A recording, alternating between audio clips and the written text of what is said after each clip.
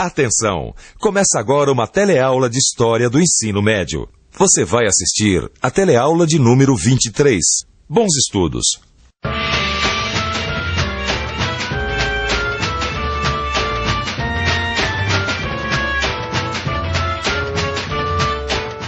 Na teleaula passada, você aprendeu que a cana-de-açúcar era o produto mais importante na economia da América Portuguesa, ou seja, na economia do Brasil nos tempos da colônia. Hoje, nós vamos conversar um pouco mais sobre esse assunto. Na teleaula de hoje, você vai conhecer as grandes fazendas na época do Brasil colonial.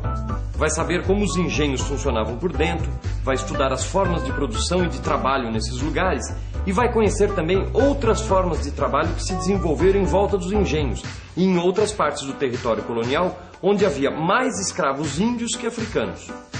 E a gente vai ver aqui muitas imagens que retratam o cotidiano do trabalho dentro dos engenhos de cana-de-açúcar. Fique ligado que a nossa teleaula está começando.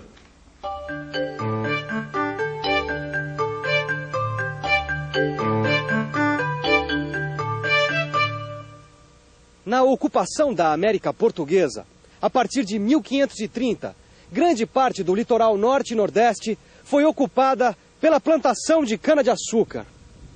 Mas essas praias não foram escolhidas por acaso. Elas foram escolhidas porque essas regiões ficavam mais próximas da metrópole portuguesa. Pode conferir no mapa as regiões onde estão hoje os estados de Pernambuco, da Bahia e do Maranhão. Acompanhe a linha que liga esses estados a Portugal. Nas regiões norte e nordeste estavam as grandes fazendas e também os mais ricos engenhos. Os engenhos eram conhecidos como fábricas de açúcar. O que se fazia num engenho naquela época é mais ou menos o que se faz hoje numa usina de cana-de-açúcar. A diferença é a mão de obra. Hoje em dia, o trabalhador é assalariado. Na época dos engenhos, a maior parte da mão de obra era de escravos africanos. Esse é um engenho antigo, ou o que sobrou dele. Era para lugares como esse que os escravos africanos eram trazidos para trabalhar. Hoje em dia, fica difícil da gente saber exatamente como era o cotidiano do trabalho escravo num engenho como esse. Mas através de documentos históricos, dá para imaginar como era a vida do escravo que era trazido da África. Que lugar é esse, hein? Isso aí é o que se chamava fábrica de açúcar, é um engenho. Isso é uma representação de um engenho. Exatamente, era para lugares assim que os escravos africanos eram trazidos. E você sabe como é que isso funcionava, hein? Para falar assim de cara, não sei não, viu, Gil? Para a gente saber como o engenho funcionava na prática, a gente precisaria de um documento histórico da época. Um importante documento histórico sobre a vida no engenho foi escrito pelo padre jesuíta Antônio. Eu tenho aqui alguns trechos escritos por ele sobre o engenho da Bahia no início do século XVIII.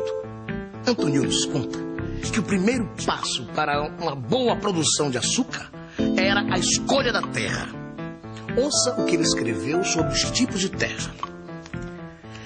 As que chamam massa-peixe, terras negras e fortes, são as mais excelentes para a planta das canas.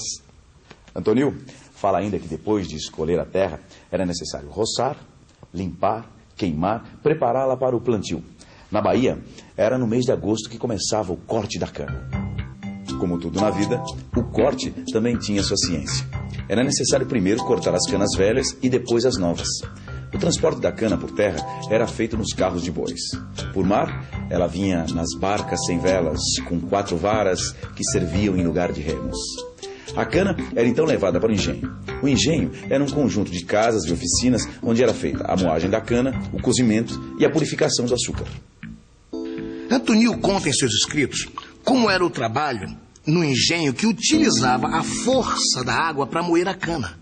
Antônio escreveu: moem-se as canas metendo algumas delas entre 2 eixos, aonde apertadas fortemente se espremem, e depois delas passadas, tornam-se de outra parte a passar o bagaço, para que se esprema mais e de todo o sumo ou licor que conserva.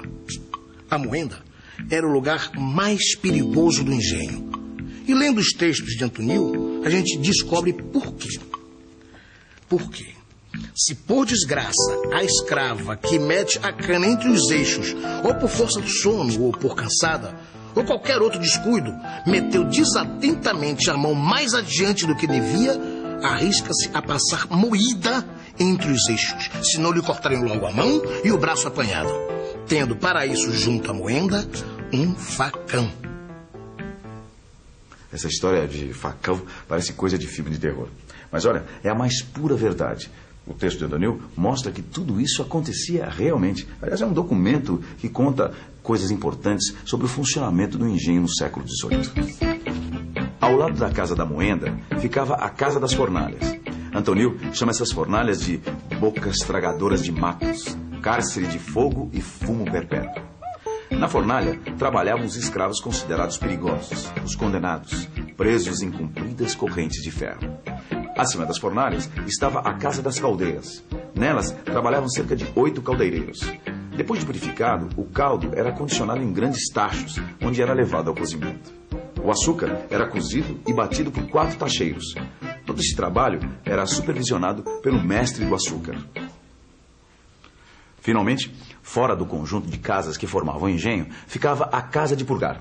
Era nesse lugar que o açúcar já encaixotado era purificado e separado segundo a qualidade. Mais tarde, o produto era pesado e encaixotado para venda. Era na Casa de Purgar que ficavam os escravos que eram responsáveis pelas formas de barro, as mães do balcão. Eles eram responsáveis pela separação do açúcar e também pela pesagem e pelo encaixotamento. Início do século XVIII. Os engenhos estão em pleno funcionamento. E em todas as fases da produção está a mão de obra escrava. O grande engenho colonial é moderno e escravista. Ele é moderno porque funciona como uma manufatura. O trabalho está dividido em várias etapas. Existe também o trabalho assalariado. E a produção é destinada a um mercado consumidor externo. Mas o principal trabalho é feito pelos escravos. E nós podemos nos perguntar: por que os engenhos utilizam a mão de obra escrava africana? Para entender isso, é preciso voltar aos tempos do início da colonização. Século XVI, início da colonização portuguesa na América. Os nativos são os primeiros grupos a serem capturados pelos portugueses para o trabalho forçado. Enquanto a atividade comercial na colônia é exclusivamente a exploração do pau-brasil, tudo vai bem para os portugueses. Mas com o desenvolvimento da cultura açucareira, começa a faltar gente para o trabalho. Os portugueses não conseguem o resultado que esperam com os índios. Os nativos resistem ao trabalho forçado. Ficam doentes pelo contato com os colonizadores. Muitos morrem e muitos outros fogem para o interior. Os jesuítas, por sua vez, contribuem para a falta de mão de obra, atraindo os índios para as missões. As missões eram aldeamentos construídos pelos jesuítas para os índios. Lá, eles aprendiam ofícios úteis para a colonização, como a carpintaria e a tecelagem. Os jesuítas protegiam os índios dos colonos que queriam escravizá-los. Mas, ao mesmo tempo, os jesuítas prestavam um grande serviço aos colonizadores, pacificando tribos inteiras que se revoltavam contra os portugueses. Muitos índios que fugiam dos trabalhos forçados nas culturas de cana-de-açúcar encontravam abrigo nas missões. Para compensar a falta de escravos nativos, Portugal facilitou o comércio de escravos africanos para a América.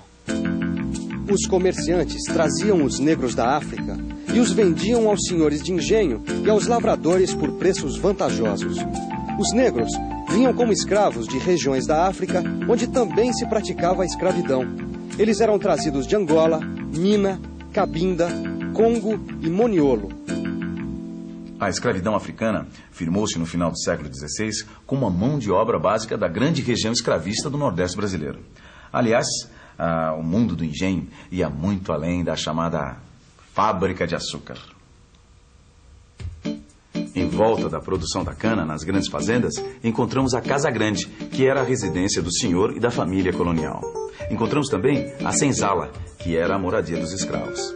Além disso, havia a capela, onde se realizavam os cultos religiosos católicos.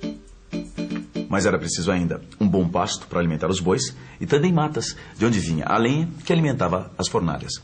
Por isso mesmo, em volta da produção de açúcar, muitas outras atividades foram surgindo. Mas, enquanto os colonizadores do Nordeste enriqueciam, no sul do país, a situação era bem mais difícil.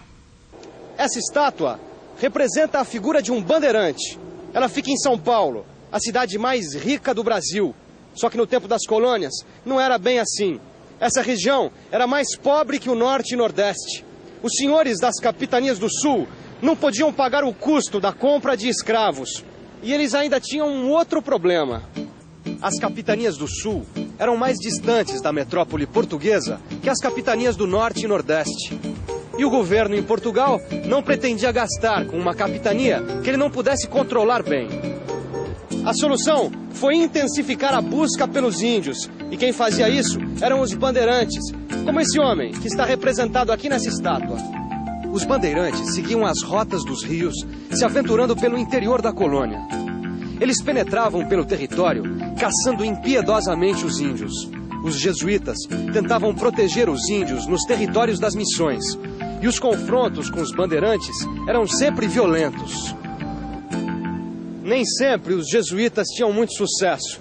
Nessa região onde hoje está São Paulo, o trabalho escravo dos índios foi largamente utilizado. Puxa, olha, Gil, depois de ver essa teleaula, dá pra ver que a escravidão marcou a sociedade que naquele momento estava se formando no nosso território, né? Isso aí. Ter escravo passou a ser uma coisa muito importante.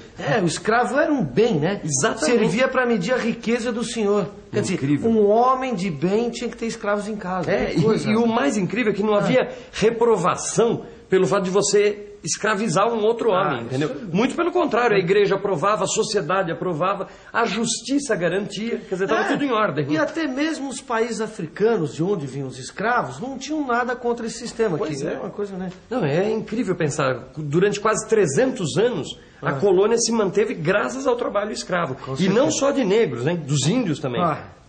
E olha, eu acho que essa aula aqui merece uma revisão. Opa, merece mesmo. Vamos fazer uma revisão? Vamos nessa? Vamos. E atenção, se liga aí que é hora da revisão.